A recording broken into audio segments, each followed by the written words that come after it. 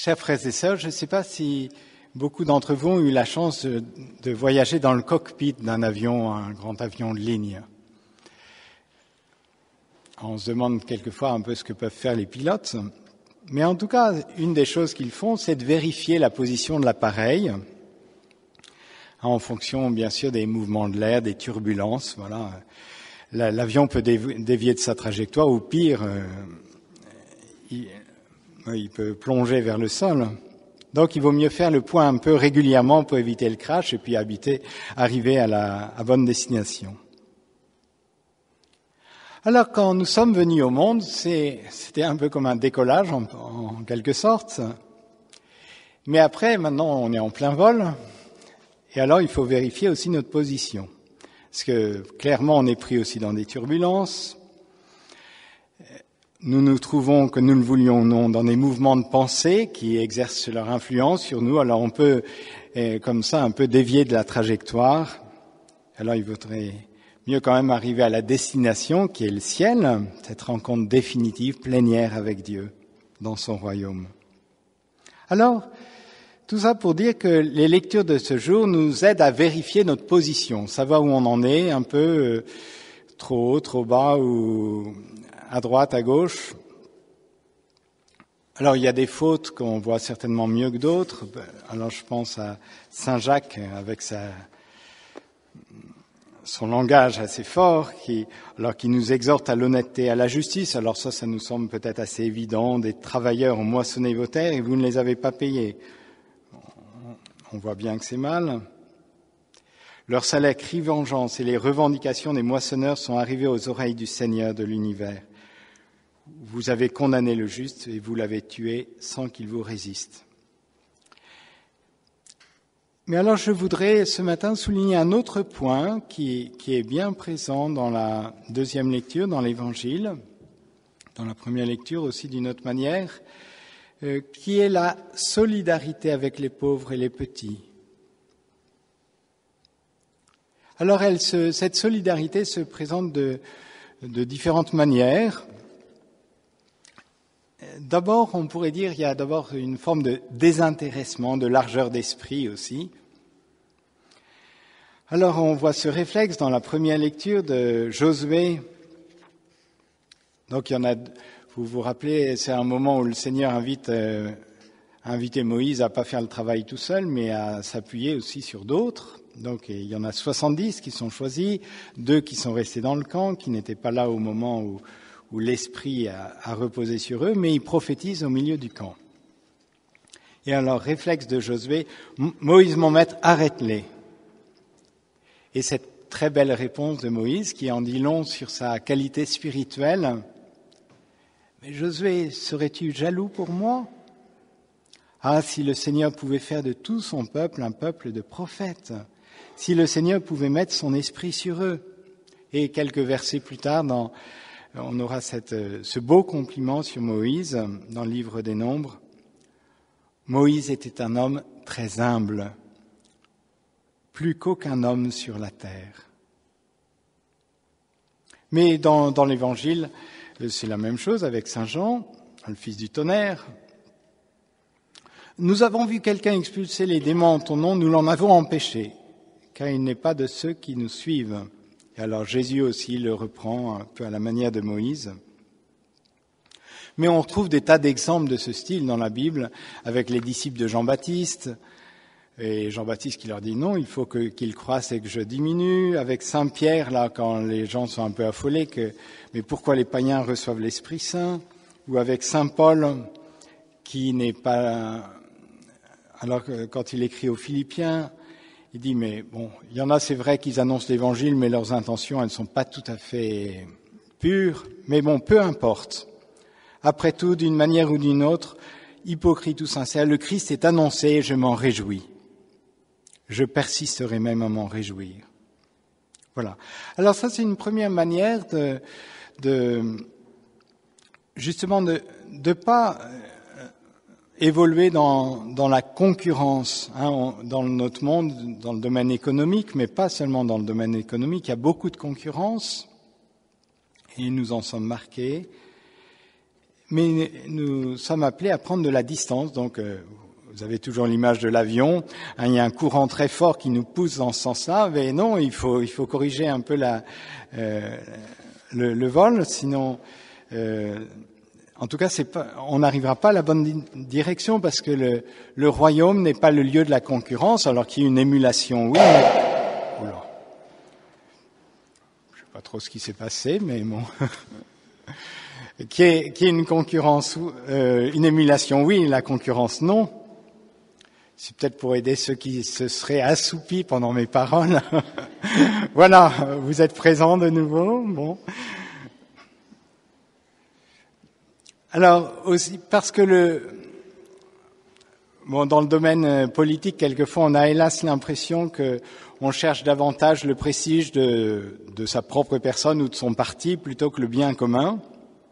Ça peut hélas arriver aussi dans l'Église, mais l'esprit de clocher n'est pas quelque chose de l'Évangile.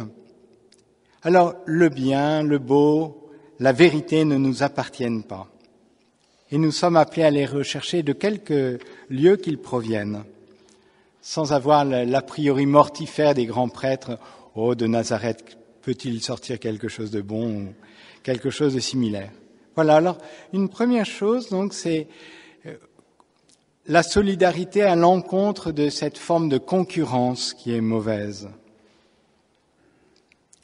Deuxième aspect de cette solidarité, c'est justement c'est la répercussion que notre agir peut avoir sur les plus petits. Alors, nous vivons pas seulement dans un monde de concurrence, mais aussi dans un monde d'individualisme. Là encore, nous sommes portés par ce courant assez très fort et qui minimise quelquefois l'impact de nos choix personnels sur les autres, et en particulier les petits. Et alors Jésus, dans l'Évangile, a cette parole quand même assez forte à propos du scandale. Celui qui est un scandale, une occasion de chute pour un seul de ces petits qui croient en moi, mieux vaudrait qu'on lui attache au cou une de ces meules que tournent les ânes et qu'on le jette à la mer. Alors on pourrait appliquer d'une certaine manière ce principe d'Élisabeth Le Sueur, je ne sais pas si vous connaissez, mais une âme qui s'élève élève le monde, ou inversement aussi, hélas, une âme qui s'abaisse abaisse le monde. Et c'est d'autant plus vrai si nous avons une responsabilité, alors que qu'on soit parents, qu'on ait une responsabilité dans l'Église, dans la société.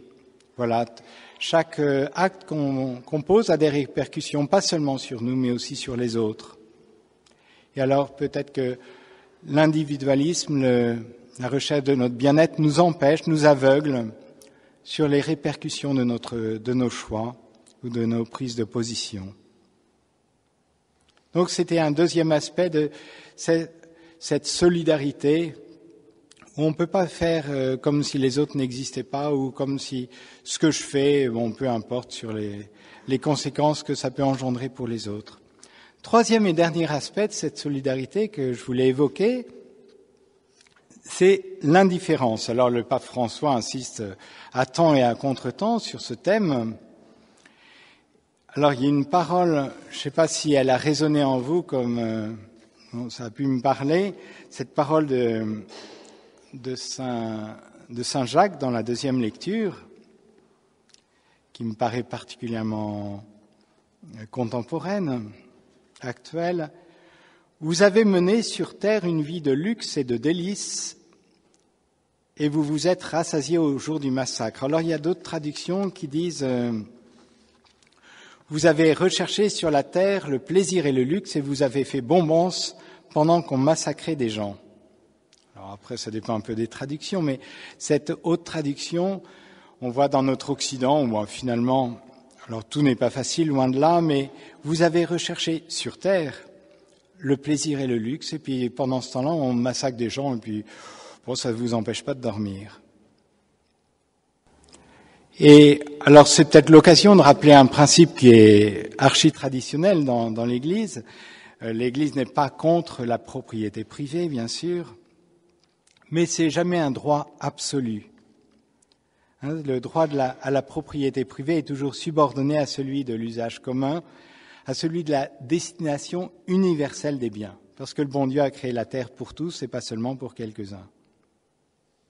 Et ce qui est vrai des biens matériels est vrai aussi d'autres biens spirituels, parce que Dieu veut que tous les hommes soient sauvés, que tous les hommes soient heureux. Voilà, alors donc trois aspects pour cette solidarité. Et en conclusion, je voudrais insister sur un autre aspect qui est bien présent dans les lectures du jour, c'est la perspective du royaume. Le fait que ça exerce une influence concrète sur notre manière d'agir. Alors, si vous avez toujours à l'esprit cette image de l'avion, le Seigneur nous donne des repères pour la navigation.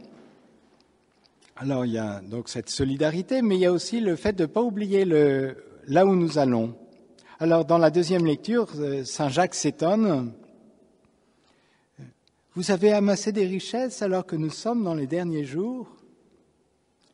Et alors, dans l'Évangile, alors là, c'est un peu plus dur à entendre.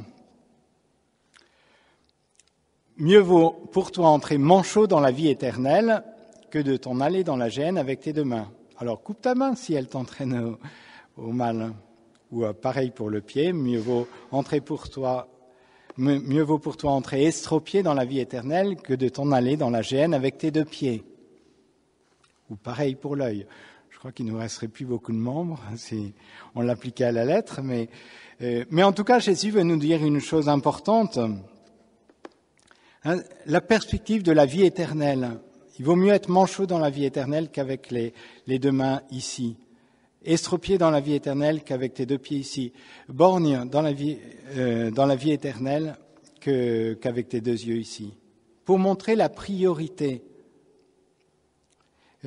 Alors pour nous, c'est une invitation, ces lectures de ce dimanche, à mettre vraiment de l'ordre dans nos priorités, de mettre les bonnes priorités. Sinon, on a notre avion, là on a bien décollé à notre naissance, on vogue, mais finalement... Ce serait dommage de ne pas arriver au paradis au bout du compte, de ne pas arriver au ciel, mais d'arriver de se scratcher.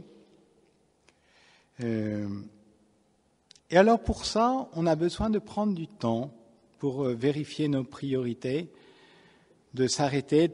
Une retraite, c'est pour se mettre, alors il y en a qui sont venus ce week-end, mais c'est pour se mettre un peu en retrait justement du mouvement incessant, pour réfléchir un peu posément, pour savoir quelle est finalement ma vraie destination, quel est le but que je poursuis dans ma vie, pour concentrer ses forces dans cette direction et pas continuer à dévier, voilà.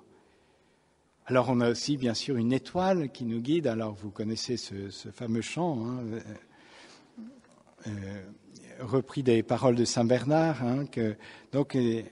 voilà, tu es dans l'agitation, là il parlait de la mer, on peut parler des airs aussi, mais voilà, il y a une étoile qui est là aussi pour t'indiquer par son exemple, aussi parce qu'elle nous porte dans sa prière, dans son amour maternel, voilà, pour nous aider à perdre de vue la destination.